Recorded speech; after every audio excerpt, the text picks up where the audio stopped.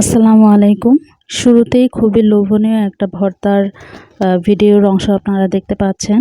এটা পিপুল শাকের ভর্তা। পিপুল শাক প্রায় হারিয়ে যেতে বসা একটি বুনো শাক।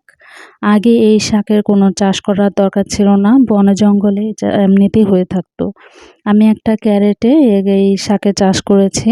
আলহামদুলিল্লাহ কিছুদিন পর বেশ ভালো একটা অ্যামাউন্টে আমি শাক তুলে নিতে পারি। তো আমি আজকে কিছু শাক তুলে নিচ্ছি, মজাদার একটা ভর্তা করে আপনাদেরকে দেখাবো।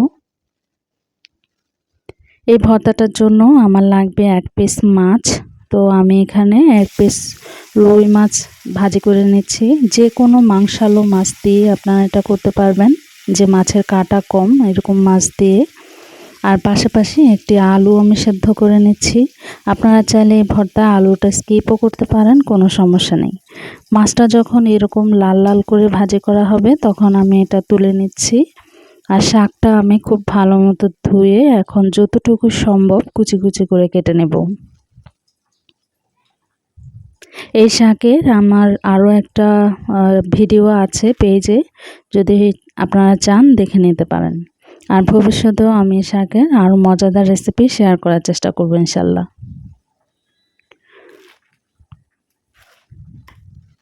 আপনারা অনেকেই হয়তো এই পিপুল শাক চিনবেন না, যেহেতু প্রায় হারিয়ে যেতে বসেছে। আর এটা বাণিজ্যিকভাবে কোনো চাষ করা হয় না। তো আপনাদের বাসায় যারা নানি দাদি বা একটু ওল্ড সিটিজেন আছেন, ওনাদেরকে জিজ্ঞাসা করলে হয়তো বলতে পারবেন।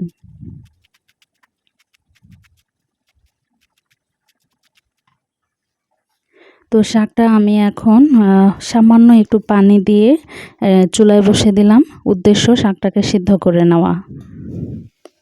পানিটা এমনভাবে দেওয়া হবে যাতে শাকটাও সিদ্ধ হয়ে যায় এবং পানিটাও শুকিয়ে যায়। খুব বেশি পানি দিয়ে সিদ্ধ দেওয়ার দরকার নেই। 4 থেকে 5 মিনিট সিদ্ধ করলে হয়ে যাবে। আমি এখানে প্রিপারেশন হিসেবে কাঁচামরিচ এবং পেঁয়াজ কুচি কুচি করে নিচ্ছি।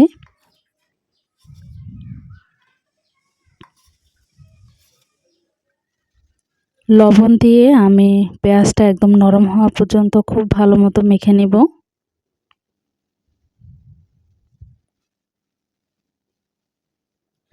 মাছটাকেও আমি খুব ভালো মতো কাটা বেছে নেব।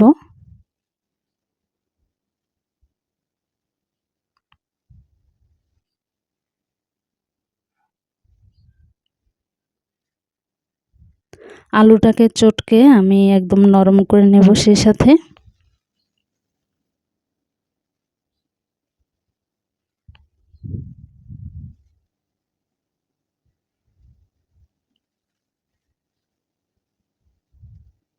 দিয়ে দিচ্ছি কিছু চিলি ফ্লেক্স। আমি এখানে আমার স্বাদ মতো মরিচ ব্যবহার করেছি, আপনারা আপনাদের স্বাদ মতো করবেন।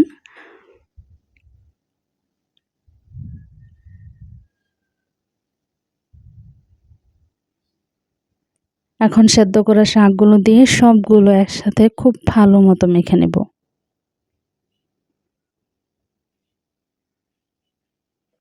লবণটা একবার চেক করে আমার মনে হয়েছে আর একটু লবণ দেওয়ার দরকার। আমি আর একটু সামান্য লবণ দিয়ে ভালো মতো মেখে আমি সবশেষে সরিষার তেল দিয়ে মেখে নিয়েছি। আচ্ছা, ভর্তাটা দেখে কি বোঝা যাচ্ছে যে এটা কতটা মজাদার হয়েছে? গরম ভাতের সাথে আমার জাস্ট অসাধারণ লেগেছে। আশা করছি আপনাদেরও ভালো লাগবে। যদি হাতের কাছে কখনো পিপুল শাক পেয়ে যান তবে এরকম করে ভর্তা করে খেতে ভুলবেন না। আশা করছি সবার ভালো লেগেছে। যদি ভালো লেগে থাকে একটি লাইক, কমেন্ট এবং শেয়ার করে আমার পাশে থাকবেন। সবাই ভালো থাকবেন, সুস্থ থাকবেন, গরম চার সাথেই থাকবেন। আল্লাহ হাফেজ।